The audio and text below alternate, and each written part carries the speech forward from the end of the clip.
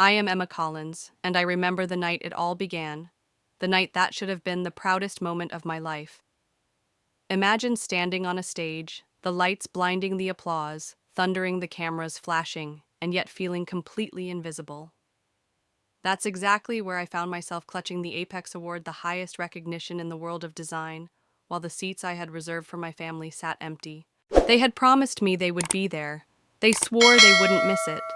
For the first time in years, I thought maybe they'd finally witness what I had worked so hard to achieve. But instead, they had boarded a flight to the Bahamas, chasing cocktails and sunshine while I stood alone in a gown I'd bought with trembling hope.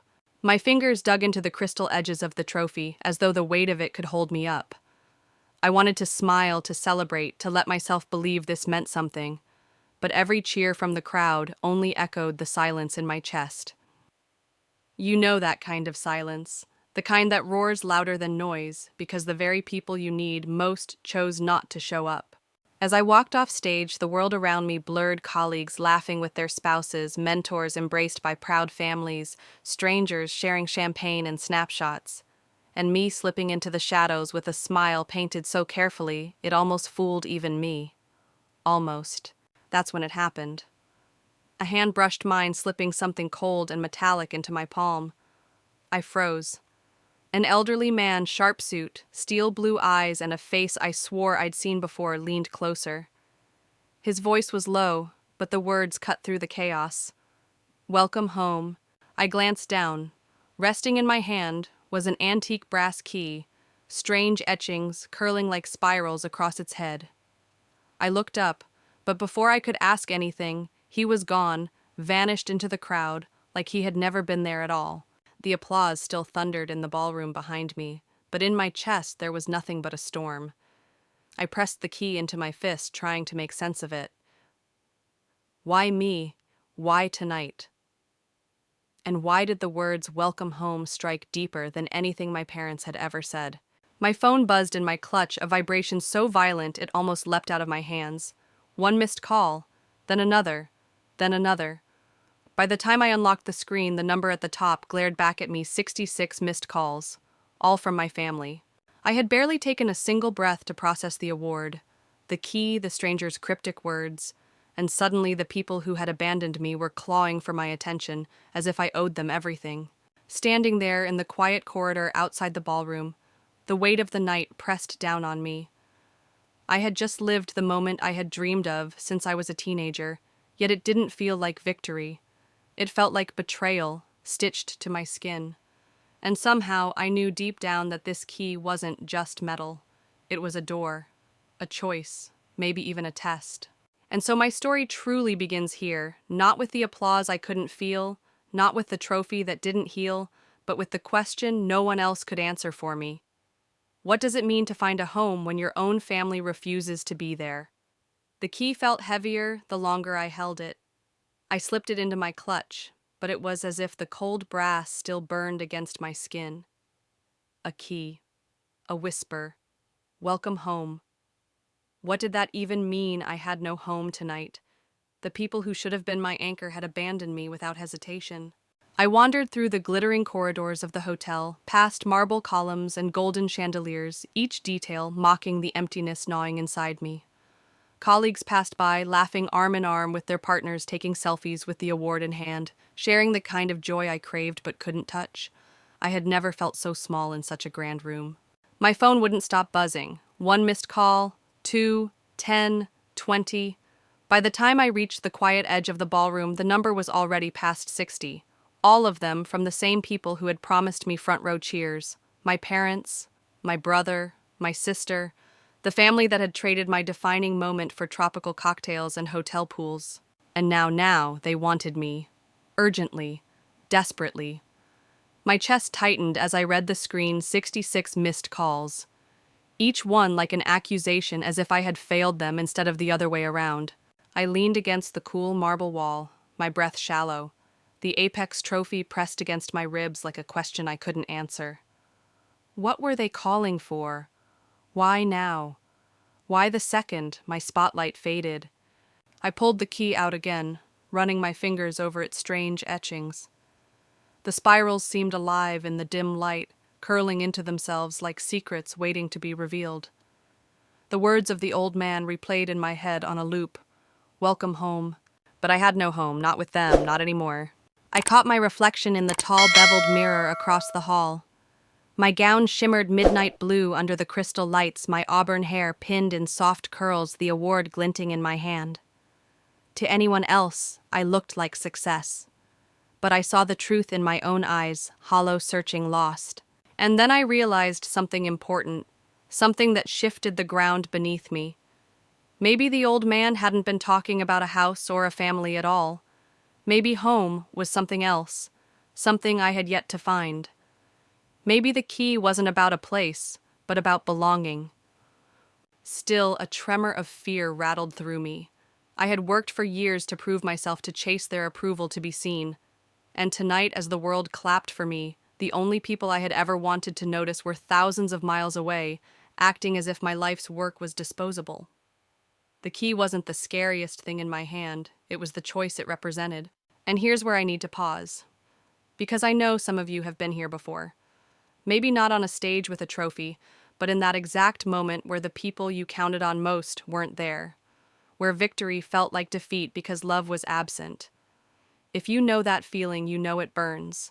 Before I go further, tell me, have you ever had a moment when your family, the ones who should have cheered the loudest, chose not to show up? Share it in the comments. I want to know if I'm not the only one. And if this story is striking a chord, don't just listen. Silently hit subscribe so you won't miss where this journey takes me.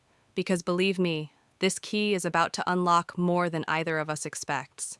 I tucked the key back into my clutch, silenced the phone, and stepped outside into the night air. Boston's skyline glittered in the distance, sharp against the autumn sky. The city buzzed alive and different while I stood still at the hotel entrance, frozen in a crossroad I hadn't chosen. Do I return their calls, chase them, like always beg for scraps of validation? Or do I follow this key, this riddle, this whisper of a new kind of home? I didn't have the answer yet, but the first crack had formed in the walls I'd been building my entire life. And deep inside, I knew I wasn't just holding a key, I was holding a lifeline. I grew up in a house that looked flawless from the street, a neat colonial on the edge of a Boston suburb, white shutters, manicured lawn, and flower beds that exploded with color in the spring. To the outside world, it was the picture of stability and success. Inside, though, the cracks in that perfect image were wide enough to swallow me whole. From as early as I can remember, there was a silent ranking system in our family. At the top always was my younger brother, Daniel. He was the golden child. He could stumble through life half prepared and still be showered with praise.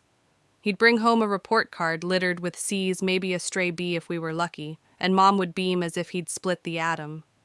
Dad would clap him on the back, telling him he had great potential. Meanwhile, I would come home with straight A's, my arms full of certificates, science fair ribbons, debate trophies. My reward. A distracted nod, maybe a curt good job before their attention shifted back to whatever Daniel needed next. His mediocrity was celebrated while my excellence was invisible. And then there was my sister Hannah, 2 years younger than me and infinitely more strategic. She figured out the system early. If you wanted approval in our family, you mirrored Mom and Dad. She copied Mom's sharp blazers and stiff-smiled Dad's obsession with appearances. She didn't fight, didn't question. She just molded herself into their reflection, and in return she was rewarded with affection. I, on the other hand, believed a lie that kept me chained for years, that if I just achieved more, worked harder, pushed further, they'd finally see me. So I ran myself ragged chasing gold stars that never mattered to them. One memory still slices through me like glass. Daniel made the junior varsity basketball team JV, not varsity, not first string. Still, my parents threw him a backyard party, balloons, barbecue, neighbors invited to celebrate his big accomplishment. 2 months later, I was accepted into a prestigious youth design program, something kids competed nationally to get into. The night of the exhibition, I stood on a stage with my work under spotlights, surrounded by other prodigies. My parents, they never showed. They were too busy helping Hannah pick out outfits for her high school dance. That was the rhythm of my childhood. His small wins were magnified, my milestones minimized. Vacations were scheduled over my birthdays, Christmas gifts chosen with no thought for what I loved. Once I opened a package to find a book about basketball drills because someone had confused me for Daniel. They laughed it off. I laughed along, but inside it hollowed me out. If you've ever grown up in a house where love feels conditional, you know the ache it leaves. It's not the absence of words, it's the silence that cuts deepest. It's the way you can stand right in front of the people who raised you shouting with your achievements and still feel unseen. And here's the cruel part, I thought it was my fault. I thought if I were brighter, sharper, louder, they'd notice. But the truth is, I was playing a game where the rules had been rigged long before I was born. Looking back, I see it now, the golden child, the mirror child, and me, the scapegoat of ambition. I wasn't the one they nurtured, I was the one they measured. Every achievement became the baseline for the next, never enough to buy the one thing I wanted, most genuine pride in their eyes. If you've lived this dynamic, you know how it shapes you. You learn to work twice as hard for half the recognition. You learn to smile through the sting, to swallow the bitterness, to keep trying, long after the trying has drained you dry. And that's the girl who grew into the woman standing on the apex stage years later, hungry, not just for success, but for acknowledgement that never came. Hungry enough that when a stranger pressed a key into my palm and whispered, "Welcome home," it felt like more than mystery. It felt like hope. The imbalance only sharpened as we grew older. By the time I reached high school, the contrast between my achievements and their reactions had become almost unbearable. I was juggling advanced placement classes, volunteering at a local shelter, and competing in national design contests. Every ribbon, every certificate, every moment of triumph was just dismissed. My victories landed with a hollow thud in my parents' living room. Daniel, though, he broke his ankle during a basketball scrimmage once. Not a championship game, not even something that counted. Just practice. My mom called off work for a week to nurse him. Dad practically turned the injury into a heroic saga, telling anyone who would listen about Daniel's resilience. I remember sitting at the kitchen table with an acceptance letter to MIT's summer tech program in my hand. I slid it across the counter to my parents, hoping they'd beam with pride. Mom barely looked up from the ice pack she was pressing to Daniel's leg. Dad mumbled something about keeping your options open.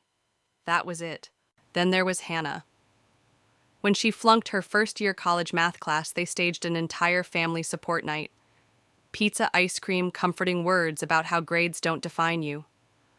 A week later, I won an innovation grant for a project I'd been secretly working on. No one asked me about it. No one even pretended to care. Do you see the pattern? Their crises were spotlighted. My milestones were shadowed. It warped my sense of reality, made me question whether my wins even mattered. The harshest blow came during senior year.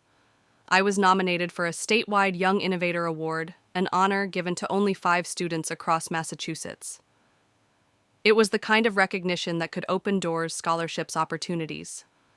I poured my entire being into preparing for the ceremony. I bought my first real dress with babysitting money, practiced my speech until my throat went raw. The night of the event, I scanned the audience for their faces, expecting them to arrive any minute. They never came. Instead, I got a text from Hannah. "Sorry, Mom and Dad can't make it. Daniel's car broke down. They're helping him figure it out. A car. A machine that could have been fixed the next day. That was more important than me standing under spotlights holding an award that was supposed to change my life." And in that moment, something inside me cracked. I delivered my speech to a sea of strangers, smiled for the cameras, thanked the judges, but inside, I felt the truth for the first time. No matter what I accomplished, they would always choose someone else. You might think that realization would set me free, but it didn't. It pushed me harder. I doubled down, determined to build such a towering success that they couldn't ignore me. I told myself if I reached the highest possible point, if I won the awards, if I secured the degrees, if I outshone every expectation, they'd have to notice. And that's how I ended up years later standing on the apex stage, gripping a trophy that glinted under blinding lights, yet feeling utterly invisible. Because even then, even at my career's pinnacle, they weren't there. They had chosen the Bahamas instead. It's a strange kind of grief, isn't it? Losing people who are still alive. Watching them choose everything else over you. Knowing that no matter what you do, you'll never be enough for the people you thought would love you unconditionally. And if you've ever lived through that, you know the rage it plants in your chest, the drive that sometimes feels more like desperation than ambition. You tell yourself you're fine, you're strong, you don't need them. But the truth is, Every achievement carries a shadow when the people you love most refuse to step into the light with you. That's the girl I was, that's the woman I became, and that's the weight I carried when a stranger gave me a key and whispered, "Welcome home." The whisper wasn't just a mystery, it was a reminder that maybe home wasn't where I came from. Weddings are supposed to be the moment when families rally together, when every seat is filled with people who raised you, loved you, and carried you to that day. At least that's what I thought. When I walked down the aisle in a cream satin gown, the kind that shimmered like liquid under the chapel lights, I should have been overwhelmed with joy, and in a way I was. Jason, my college sweetheart, stood waiting with tears in his eyes. My best friends were scattered through the crowd, grinning, some even crying harder than I was. His family sat front row, dabbing at tissues, looking proud enough to burst. But as I scanned the pews, my stomach tightened. There were empty seats. Not a single face from my family. They'd RSVP'd, of course. They'd promised me they'd be there.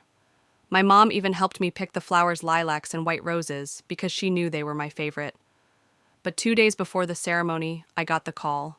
"We just can't make it, honey," she said breezily, as if she were canceling a lunch date. "Daniel's got a playoff game and Hannah's swamped with work. It wouldn't feel right to split up." I wanted to scream, to beg, to tell her that this wasn't just a date on the calendar, this was the day. But the words died on my tongue. I'd learned long ago that pleading for their presence only left me humiliated. So I hung up, straightened my back, and pretended it didn't matter. But when I stood on that altar, when Jason slipped the ring onto my finger, the hollowness in my chest was louder than the applause. The photographer later showed me a picture of Jason and I cutting the cake, frosting smudged on our fingers, laughter frozen in time. And in that photo, I can see the ache in my eyes. Because in that room full of joy, I felt like an orphan. Afterward, while we toasted with champagne and clinked glasses with friends, my phone buzzed. 36 missed calls. A text from Mom. "We need to talk, now." I didn't answer. I couldn't. Whatever explanation she had, it wouldn't fill those empty chairs. It wasn't the first milestone they missed. They'd skipped my college graduation because Hannah was too stressed about finals. They blew off my first art exhibit because Daniel needed help moving apartments. Each absence felt like a knife, but my wedding. That was the final twist. And yet here's the strangest part. Their absence sparked a clarity I hadn't expected. Looking around that day, I saw who had shown up for me. Jason's parents, who hugged me like I'd been their daughter all along. My friends who danced until midnight just to keep me smiling. That was family, not blood, not obligation, choice. Still, the pain lingered. A wound like that doesn't close overnight. Let me pause here and ask you, have you ever had someone you love deeply choose something trivial over you? Miss your milestone because they were too busy, too distracted, too selfish? Tell me in the comments. I want to hear your stories because I know I'm not alone in this. That's the thing about being let down repeatedly, you start to believe it's inevitable. You brace yourself for disappointment like it's the weather. You learn to celebrate without them, to clap for yourself, to fake the smile so no one notices the crack. But as I would later discover, cracks have a way of widening. My wedding wasn't just another absence. It was the beginning of a collapse. Because when someone hands you a key and whispers, "Welcome home," it doesn't just sound like a mystery, it sounds like a chance to finally belong. And that chance, that sliver of hope, was enough to push me into a story I never saw coming. You'd think that by the time I built a career of my own after clawing my way out of the shadow of their indifference, the sting would fade. But family neglect is like a bruise that never quite heals. Every new success still pressed down on the same tender spot. When I landed my first big promotion at the design firm, it should have been a victory lap. I'd worked 12-hour days for months, pouring myself into a project that eventually won over one of our most important clients. The promotion came with a salary bump, my own team, and the chance to lead international campaigns. My boss even threw a party at the office, champagne flowing, my name etched into the company bulletin as the rising star. I wanted to share the moment, so I called home. Mom answered, distracted as always. "Hey, I've got news." I began smiling so hard my cheeks hurt. I got promoted. Lead designer, isn't that amazing? A pause. Then, "Oh, that's nice, sweetie. Listen, can I call you back? Daniel's thinking about buying a new truck, and we're at the dealership. He's torn between two models." I hung up before she could finish. I sat there staring at my phone, laughter and chatter echoing around me from colleagues celebrating my milestone, while my own family couldn't be bothered to stay on the line for 60 seconds. Later that week, I checked their social media. There it was, photos of Daniel beaming next to his shiny new pickup, mom and dad tagging along, bragging in the caption about how proud they were of our boy. No mention of me, not even a comment. It was Hannah all over again, too.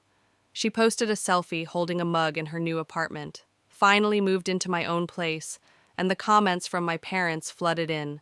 So proud of you, baby girl. You're amazing, Hannah. Meanwhile, I had just secured a multi-million-dollar account for my firm, and the only recognition I got from them was radio silence. That's when I realized something brutal. It wasn't forgetfulness. It wasn't bad timing. It was deliberate. They chose to minimize me.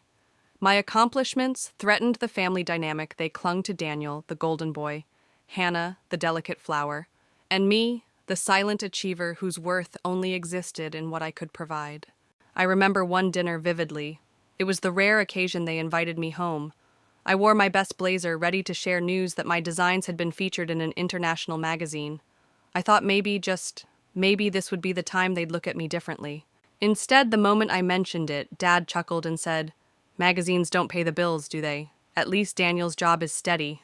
The table erupted in agreement, the conversation shifting instantly to Daniel's office drama. Hannah's dating life, anything but me.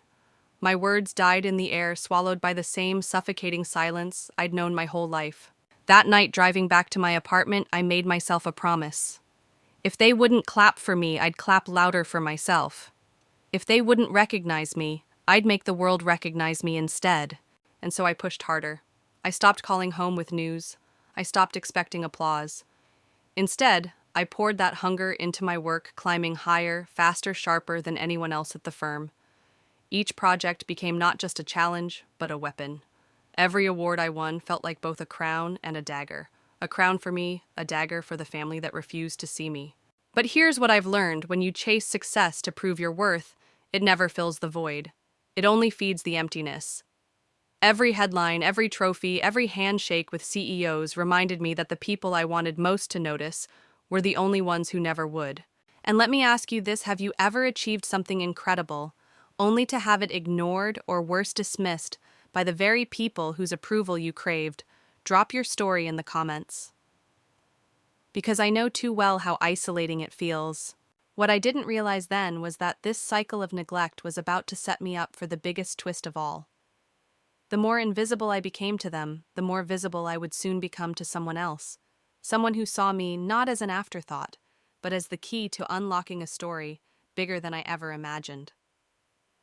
Success has a way of sneaking up on you, not in the quiet moments of hard work, but in the sudden rush of recognition you never thought you'd get. For me, that moment came when I was nominated for a National Design Award. Out of hundreds of entries, my campaign for a major environmental nonprofit had caught the judges' attention. My name was plastered on the finalist list alongside people I'd admired for years. The award ceremony was in New York City, a glittering event with red carpet spotlights and reporters snapping photos at every corner. I remember standing backstage in a sleek black gown, my heart pounding against my ribs. My boss squeezed my shoulder and whispered, "This is your night." And it was. When they announced my name, the room erupted. I walked onto that stage, blinded by the lights, clutching the crystal trophy like it was proof that all the nights of sacrifice had meant something. I gave a short speech about creativity, perseverance, and believing in your vision even when others don't. The audience stood and clapped, their cheers ringing in my ears long after I stepped down. But then came the ache, the one I couldn't shake. Because in that sea of applause there was no familiar voice. No mom crying happy tears. No dad shouting, "That's my girl." No siblings waving from the crowd. I checked my phone later, scrolling with trembling hands, hoping maybe they'd sent a text. Nothing. Instead, I saw a family photo uploaded just hours earlier, Daniel grilling burgers in the backyard, Hannah lounging in a lawn chair, mom and dad smiling wide. The caption read, "Family first, always." It felt like a punch to the gut. Family first, but never when it came to me. That night in my hotel room, I set the trophy on the nightstand and stared at it in the dim glow of the lamp. It glittered beautifully, yet it felt hollow. I had stood in a ballroom full of strangers cheering for me, yet I'd never felt more alone. The next morning, reporters called magazines, wanted interviews, and my email inbox flooded with opportunities. Suddenly, I was the face of success. Colleagues congratulated me. Mentors reached out, even people from high school I hadn't spoken to in years sent messages like, "Wow, I always knew you'd make it." But the silence from my family screamed louder than all of it. I tried one last time. I called Mom, hoping maybe she'd seen the news and just hadn't said anything yet. When she answered, her tone was casual. "Oh, hey, sweetheart, what's up?" I swallowed. I won, the national award, the one I told you about. Another pause. Then, "Oh, right. That's nice. Listen, we're heading out for Daniel's softball game. Can I call you later?" She never did. That's when something in me snapped, not in anger, but in clarity. I realized that no matter how brightly I shined, they would always close their eyes. And I had two choices: keep chasing a mirage or build my own oasis. So I started redefining family. Jason's parents, who mailed me a handwritten card the very next day saying how proud they were. My closest friends, who threw a surprise party in my honor, filling the night with laughter and champagne. My team at work, who decorated my office with streamers and balloons. These were my people. These were the ones who showed up. Still, the absence of my own blood weighed heavily. It wasn't just about missing a party or skipping a call. It was about erasure. About being deliberately cut out of the narrative while they paraded around with slogans like "Family First." And here's the haunting truth: the louder they celebrated each other, the more invisible they made me. But invisibility has a strange power. It forces you to see what's hidden. And soon that invisibility would lead me straight into a secret I was never supposed to uncover. Because when someone locks you out of their story, sometimes fate hands you the key to a darker one. The funny thing about life is that the moments of greatest triumph often leave cracks where the shadows sneak in. I was still glowing from the award, still juggling interviews and client offers, when the first thread of a family secret landed in my lap. And it happened in the most ordinary way imaginable, by accident. One Saturday, I drove back to my parents' house. Not because they had asked me, but because guilt gnawed at me. I thought maybe I'd try one more time to reconnect, to show them I hadn't given up on being part of Family First. They weren't home, but the spare key still worked, so I let myself in. Walking through that old house was like stepping into a museum of favoritism. Daniel's trophies lined the shelves, Hannah's paintings still hung in the hallway. My own artwork, not a trace. It was like I'd been edited out. I wandered into the attic, somewhere I hadn't been in years. Boxes stacked to the ceiling, old trunks, dust swirling in the air. I pulled open one box labeled records, thinking I might stumble on photo albums. Instead, I found envelopes, neatly stacked, sealed, and marked with dates. My name was scrawled on several of them. Curious, I tore one open. Inside was a hospital bill, my birth records. Another envelope contained legal documents, adoption papers. The room tilted. My knees went weak. Adoption. My whole life, my parents had never once mentioned it.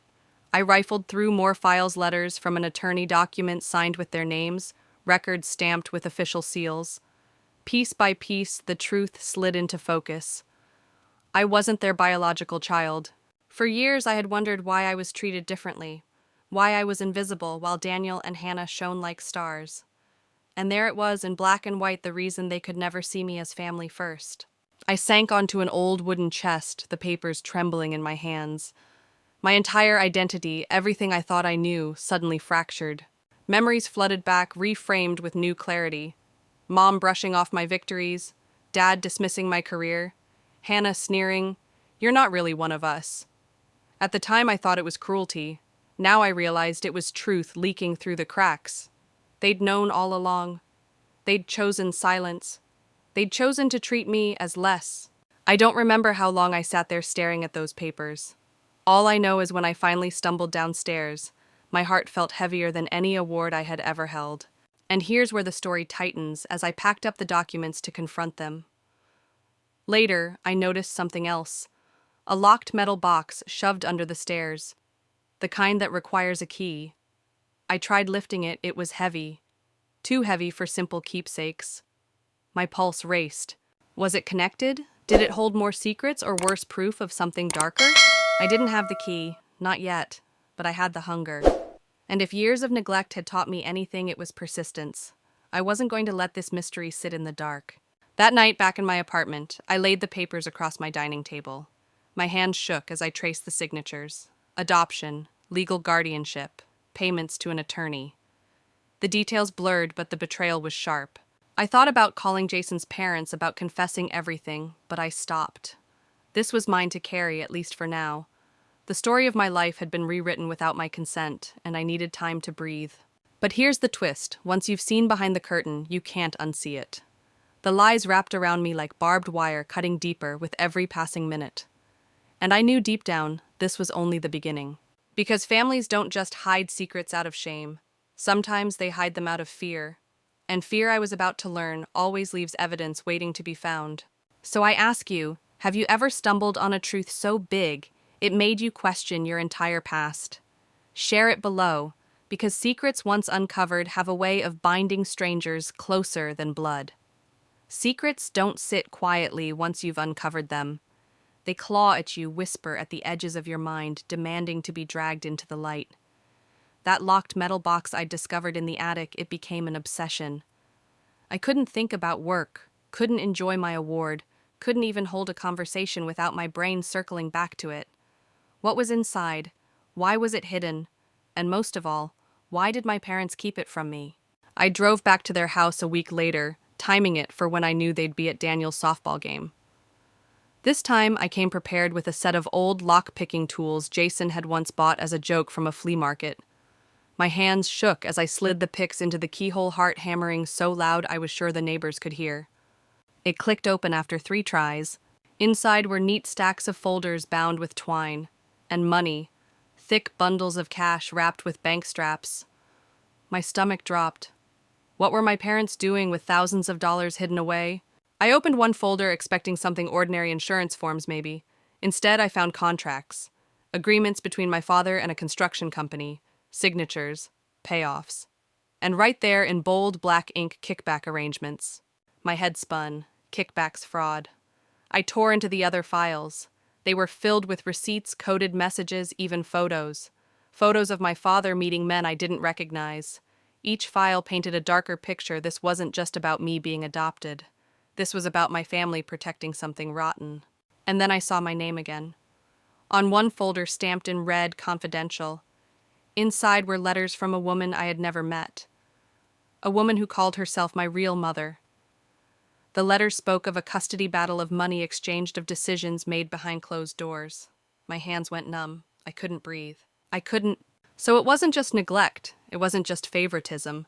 My entire place in the family had been bought, bargained, and buried under layers of deceit. I stuffed the documents back into the box, panic rising. If they knew I'd seen this, what would they do? Would they cut me off entirely? Would they try to silence me? That night I barely slept. Every creak of my apartment made me jump. My mind replayed the files, the cash, the letters. For the first time, I felt a gnawing fear, not just of being excluded, but of what kind of people I was really dealing with. The next morning, I sat at my kitchen table staring at the evidence spread out before me. I had choices now, dangerous ones. Should I confront them head-on? Should I take this to the police? Or should I wait, watch, and gather more? I chose patience. Because here's the truth, once you know someone is hiding something, confrontation too early only tips them off. I wanted to see how deep this went. And if I've learned anything, it's this. When a family builds their empire on lies, there's always another crack waiting to split open. So I stayed quiet. I acted normal when I saw them pretending nothing had changed. But inside, I was different. I was sharper, more watchful, cataloging every glance, every slip of the tongue. And while I waited, I couldn't shake the feeling that someone somewhere was already watching me back. Because secrets don't just sit in boxes. They breathe. They follow you. They wait until you least expect it to explode. So let me ask you, if you uncovered a box in your family home that revealed everything you'd been told was a lie, would you open it, or would you leave it sealed? Tell me in the comments. I want to know how far you'd go. And here's the thing. This box was just the beginning. What I didn't know was that opening it had set something in motion, something I couldn't stop. And soon, the fallout would come crashing down. The hardest part of carrying a secret is pretending nothing has changed. After I cracked open that box and saw the contracts, the money, and the letters from my biological mother, I walked around in a fog. Every word my parents said, every side glance from Hannah, every smirk from Daniel, it all felt sharper, heavier, loaded with meaning. They had no idea what I knew, but I couldn't shake the fear that they were starting to suspect. At dinner the following Sunday, I forced myself to sit at the family table. The air was thick with unspoken tension. My father carved the roast with his usual stern precision, but his eyes kept darting toward me. My mother asked about my job, her voice tight, her smile thin, and Hannah. She was unusually quiet, fiddling with her phone instead of making her usual digs. I told myself it was just my imagination that I was paranoid because of what I'd discovered. But then, halfway through the meal, Daniel leaned across the table and whispered, "So, what did you find in the attic?" The fork froze halfway to my mouth, my pulse thundered. He smirked, watching my reaction. I forced a laugh. Dust. Just old junk. He didn't believe me. I could see it in his eyes. My father cleared his throat sharply, like he was shutting down the conversation before it could go further. But the damage was done. They knew I'd been snooping. That night I locked my apartment door twice and shoved a chair under the handle. Sleep didn't come easy. I replayed Daniel's words again and again. If he'd seen me in the attic, why hadn't he stopped me? Unless he wanted me to know something. Unless this was a test. The paranoia bled into every part of my life. At work, I jumped whenever my phone buzzed. On the street, I caught myself looking over my shoulder. And then the messages started. Anonymous numbers, short cryptic texts. You don't know the whole story. Another one a day later. Stop digging or you'll regret it. Each time my stomach clenched tighter. Who was sending them? My family. Someone connected to the shady contracts. Or worse, the mysterious mother from the letters. I didn't tell Jason. I didn't tell anyone. The more isolated I felt, the clearer one thing became: I was in over my head. This wasn't just about favoritism anymore. This was about survival. And yet I couldn't stop. Every time fear told me to back off, anger shoved me forward. Anger at the years of being ignored, dismissed, treated like less.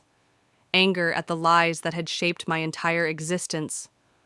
If my family thought silence could protect them, they didn't know me at all. Still, the weight of it all crushed me in quiet moments. Lying awake at 3 a.m., staring at the ceiling, I asked myself if this was worth it. Was digging into the past really worth risking the little piece I had carved out for myself? But here's the thing about truth: it doesn't let go once you've touched it. And deep down, I knew something bigger was coming. I could feel it pressing against the edges of my world, waiting to break through. And maybe that's why when I got the next text, "Meet me tomorrow, 7 p.m. at the pier. Come alone if you want answers," I didn't hesitate. Fear and curiosity danced inside me like fire. Whoever it was, they knew everything. And for the first time, I had the chance to pull the curtain back fully. Of course, I also knew this could be a trap. But after living my whole life in someone else's lies, I decided I'd rather face danger in the open than live forever in the dark. So I said yes. The night at the pier was colder than I expected. A heavy mist rolled in off the water, cloaking everything in a damp haze. The wooden planks creaked under my footsteps as I walked, each sound echoing louder than it should. My phone buzzed with the time: 6:58 p.m., 2 minutes early. Whoever had summoned me here was nowhere in sight. I scanned the shadows, nerves tight. A lone boat rocked in the distance. Street lamps flickered weakly, casting fractured pools of light across the pier. My pulse pounded in my ears. Every instinct screamed that I shouldn't be here yet. I stayed rooted by the promise of answers. At exactly 7 a figure stepped out from behind one of the storage sheds. Hood-up hands shoved deep into pockets. They moved slowly, deliberately, like they wanted me to see them approach. "You came," a woman's voice said, low and rough. My throat went dry. "Who are you?" She stopped just short of the light. For a moment, she didn't answer. Then she pushed the hood back, revealing a tired face framed by graying hair. Her eyes, sharp, searching, locked onto mine. "I'm your mother," she said. The words hit like a punch to the chest. My knees wobbled. I grabbed the railing to steady myself. "That's impossible," I whispered. "No," she said firmly, shaking her head. "What's impossible is the lies you've been fed. Evelyn and Daniel took you from me. They made sure you never knew the truth." My thoughts spun. This was insane. And yet I remembered the letters I'd found in the attic, the handwriting, the pleas. Could this really be her? "Why now?" I asked, my voice breaking. She stepped closer. Because you've started digging. Because once you found that box, I knew they'd tighten their grip. And because you deserve to know who you really are. The mist swirled around us, cold and heavy. Part of me wanted to run, but another part leaned forward, desperate. Then tell me, I said. Tell me everything. She sighed, the sound carrying years of exhaustion. They paid me off. I was young, broke, and alone. Your father offered money, and I thought, maybe it would give you a better life. But it wasn't about love. It was about control. About appearances. You were supposed to be their secret. Her words shredded the fragile image I'd clung to of my family. Secret, bought, controlled. They never intended to raise you as their own, she continued. You were leverage, a piece on a chessboard. When you got older, when you started asking questions, they pushed you aside so they could keep Daniel and Hannah clean, perfect, untouchable. I wanted to scream, to collapse, to deny all of it. But deep down I knew. I'd felt it my entire life, that invisible wall separating me from them. Tears blurred my vision. Why didn't you fight for me? Her shoulders sagged. I tried. I filed custody papers. That's what some of those documents are. But they had money connections, lawyers. I had nothing. And then one day, they made it clear that if I didn't stop, I might not live to regret it. Silence pressed down between us, broken only by the lapping of the water. I wanted to hate her, but I couldn't. Because her story fit too well with everything I'd uncovered. And the raw regret in her eyes was unmistakable. Before I could speak, she grabbed my wrist. Her grip was urgent, almost painful. Listen to me. They're dangerous. Those contracts you found, that money, it's not just corruption, it's criminal. And now that you've seen it, they won't let you walk away. My stomach turned cold. What are you saying? I'm saying, she whispered, leaning closer, you're not safe. Not with them. Not anymore. Her words rattled inside me like a warning bell. I thought I was in control, that I could quietly observe, gather, bide my time. But here on that misty pier, I realized I wasn't the hunter. I was the prey. And the people hunting me weren't strangers. They were my family. When I got back to my apartment after the meeting at the pier, I sat in the dark for hours, staring at the wall. My body was trembling, not just from the cold mist, but from everything my so-called mother had told me. Bought, used, hidden. My entire life had been built on a lie, and now I had to decide what to do with that truth. I thought about her warning, they won't let you walk away. It echoed in my head like a drumbeat. I knew she was right.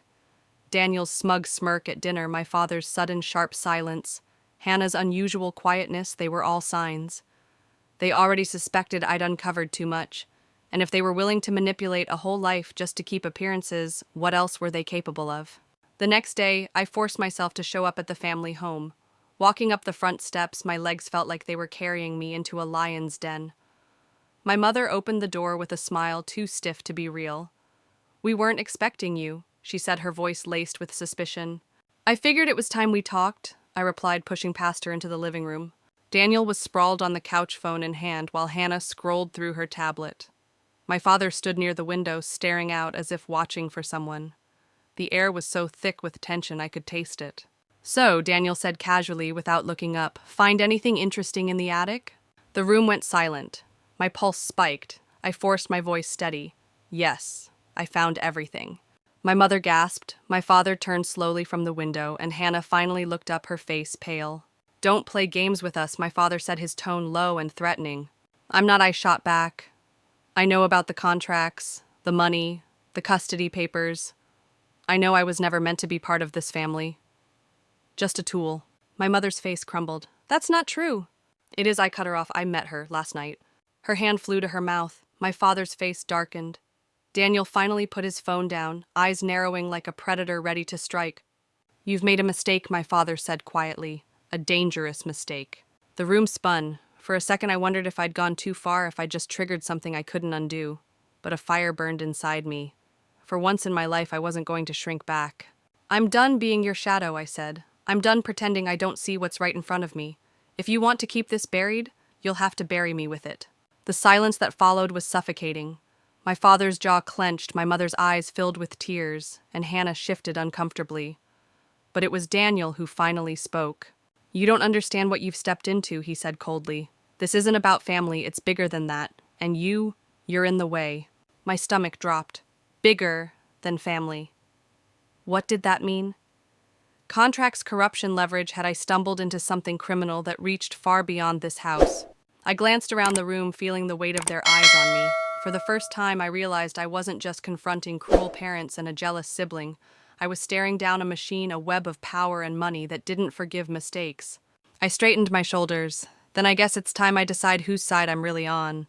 The words slipped out before I could stop them, but once they were spoken, I knew they were true. I had to make a choice. Hide in fear like they wanted, or step into the storm and fight. And deep inside, despite the fear choking me, I already knew which path I would take.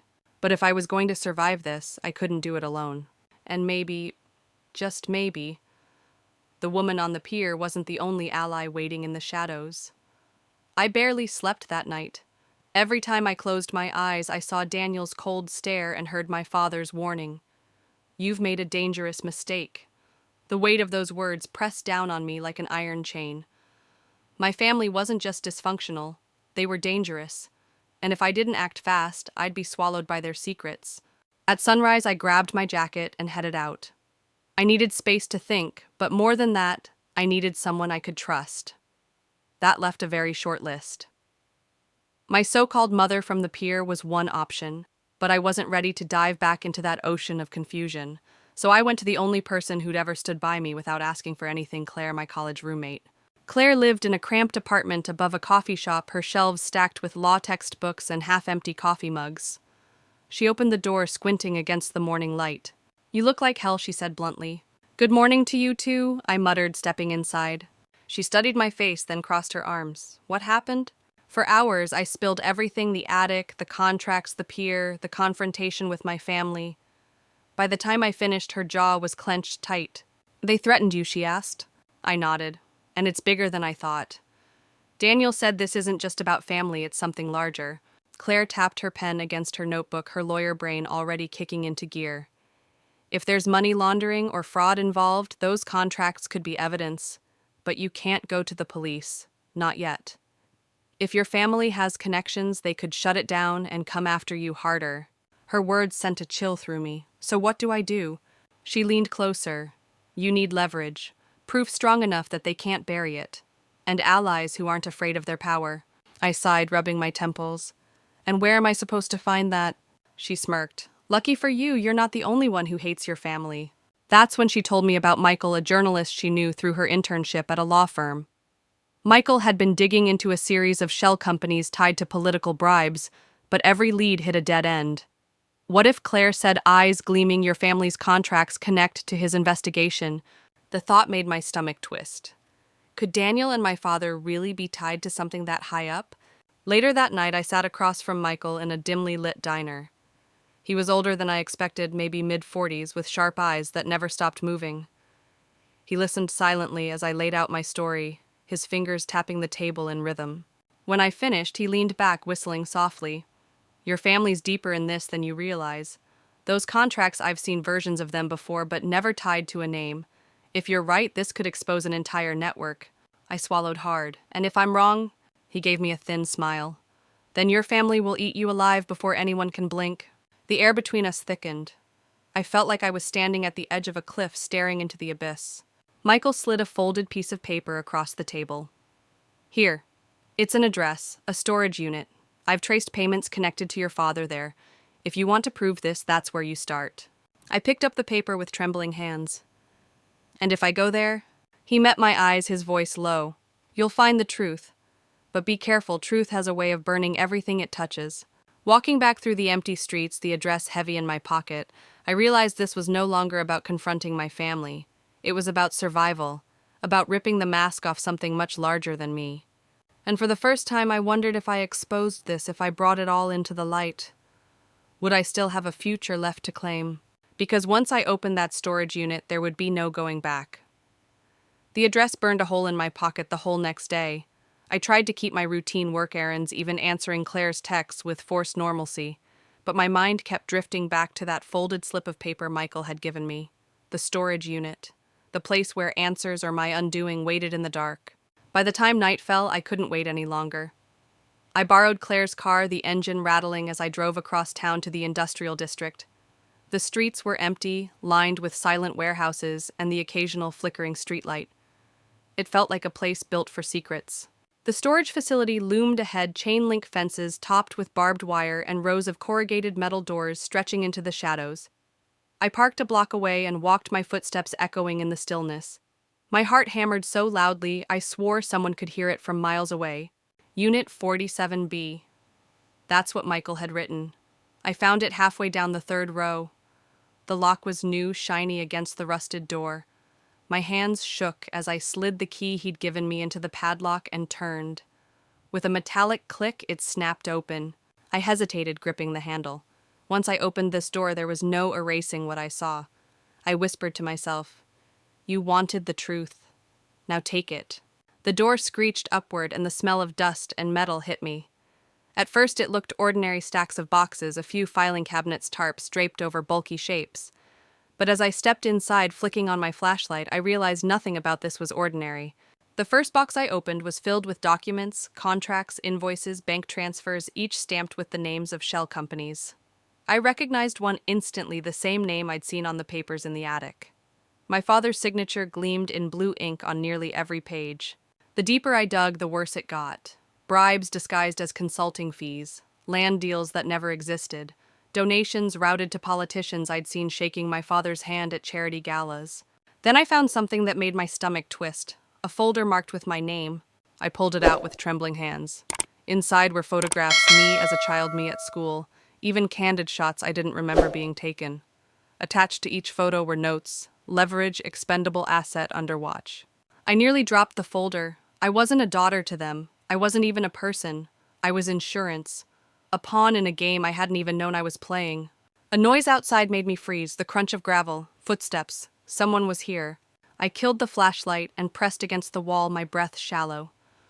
The door creaked open wider, and a beam of light swept across the room. My heart stopped as I saw the silhouette step inside.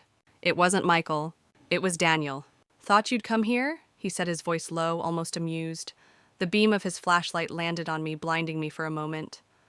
Michael thinks he's clever, but he doesn't understand how deep this runs. Neither do you. I clenched the folder against my chest. Why keep me like this? Why build my entire life on lies? Daniel stepped closer, his face illuminated. His smirk was gone. His eyes were cold, dead. Because family isn't about love. It's about power. And you were never meant to have any. For a second I thought he might lunge at me, but then he stopped, cocking his head. "You've seen too much, so now you have a choice. Walk away and stay silent, or disappear." The words hung in the air like poison. My throat was dry, my palms slick with sweat, but somewhere inside me, something snapped. For years I'd been the quiet one, the obedient one, the shadow. But now, with the truth heavy in my hands, I realized silence was no longer an option. I met his gaze and forced my voice steady. "I'm not walking away." Daniel's jaw tightened. He studied me for a long moment, then laughed softly. "Then you'd better be ready, because once this starts, there's no stopping it." He turned and walked out, leaving the door yawning open, the night air rushing in. But his words echoed in my chest, setting fire to every nerve in my body. No stopping it. I looked down at the folder, with my name the evidence of a life stolen, and knew this wasn't just about survival anymore. It was about war. And for the first time, I wasn't afraid of the fight. I didn't sleep that night. The folder sat on the table in Claire's apartment, its contents spilling like open wounds across the wood. My photos, my father's contracts, the bribes, every page whispered the same thing: I had been nothing but a piece in their empire, disposable. Claire paced behind me, her hair pulled into a messy knot, muttering legal jargon under her breath. "If we leak this to the wrong outlet, they'll bury it. If we take it straight to the police, it vanishes. We need to go big, fast, and public." But my mind wasn't on logistics. It was on Daniel's words in that storage unit, no stopping it. He wasn't bluffing. If I pushed this, they'd come after me with everything they had. By sunrise, Michael showed up. He dropped his bag on the table, scanning the papers. His face hardened. "This is enough to blow a hole through the entire network. But once this goes live, you're not just exposing them, you're painting a target on your back." I looked him straight in the eye, then helped me aim first. That afternoon, I walked into my father's corporate headquarters for the last time. The marble floors gleamed, the receptionist smiled like nothing was wrong, and yet the air felt charged like the moment before a storm breaks. I had called this meeting. My father Daniel and a few of their closest allies were waiting in the boardroom. When I opened the door, silence fell. My father sat at the head of the table, his expression calm, but I knew him well enough to spot the twitch in his jaw. Daniel leaned casually against the wall, arms crossed, smirking like he'd already won.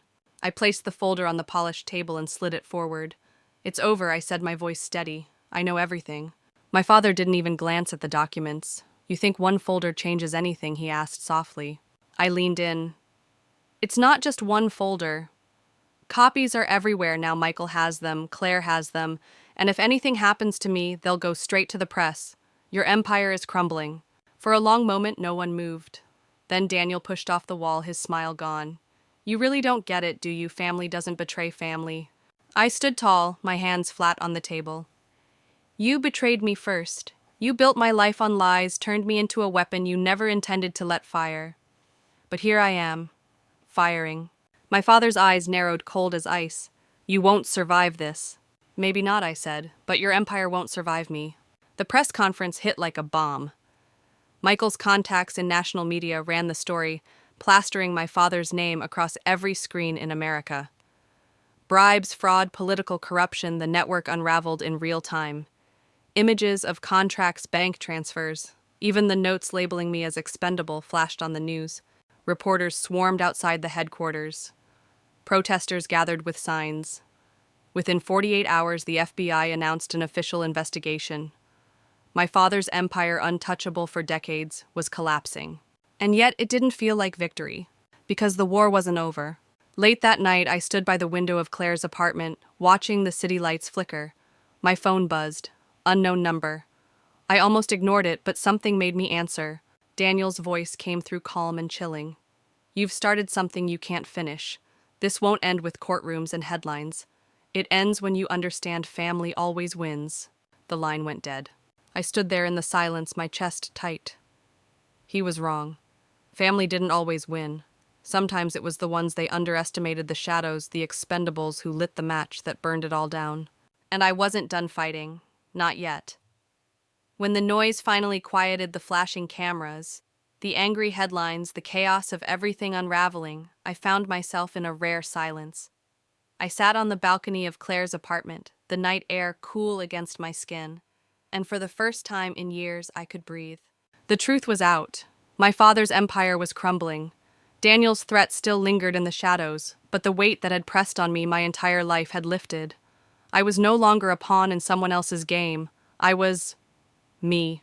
I thought back to that attic where all this had begun.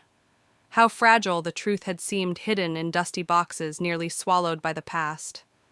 And yet it had been enough to ignite everything. Enough to show me that silence is the most dangerous prison of all. If there's one lesson I carry from this storm, it's this: family is not about blood. It's about choice, about the people who stand with you when the world tilts against you. Claire, Michael. They weren't bound to me by duty, but by loyalty. That's real family. And maybe that's the point of freedom. It isn't handed to us. It's fought for piece by piece, moment by moment, until one day you realize the chains are gone. So if you've ever been silenced, if you've ever felt small, remember this: your voice can topple empires. Your courage can redraw the map of your life. Don't let anyone convince you otherwise. And if this story moved, you stay with me. Because what came after what Daniel tried next was something no one could have predicted. That, my friends, is a story for another time.